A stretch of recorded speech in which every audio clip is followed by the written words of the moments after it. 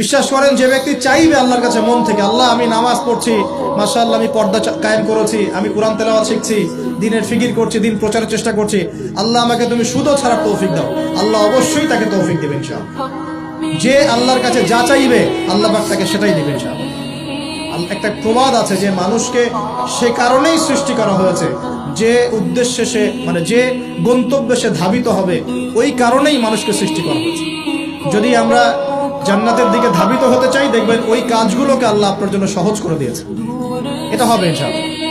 আপনি শুধু একবার মন থেকে আল্লাহর দিকে ফিরে আসেন, আল্লাহ আপনাকে সময় দিবে, আল্লাহ আপনাকে রিজিক দিবে, আল্লাহ আপনাকে ওস্তাদ দিবে, আল্লাহ আপনাকে বন্ধু দিবে, আল্লাহ আপনাকে পরিবেশ দিবে, আল্লাহ আপনাকে দিন শেখা সহজ করে দিবে, হালাল রিজিকের পথ করে দিবেন, নেককার স্ত্রী দিবেন, নেককার সন্তান দিবেন, আল্লাহর পথে কাজ করার ট্র্যাক দিবেন, সবই আল্লাহ ব্যবস্থা করে দিবেন ইনশাআল্লাহ। এইটা ডিপেন্ড করে কার চাওয়া কত প্রগাঢ়, এর উপর ডিপেন্ড করে। যে যত বেশি জোর খাটিয়ে আল্লাহর কাছে চাইতে পারবে, আল্লাহ পাক তাকে তত বেশি দিবে ইনশাআল্লাহ। দিবেন, এটা 100% ফিক্স করে রাখে ইনশাআল্লাহ। আল্লাহ পাক আমাদের সবাইকে পরিপূর্ণ মুসলিম হওয়ার তৌফিক এনায়েত করুন।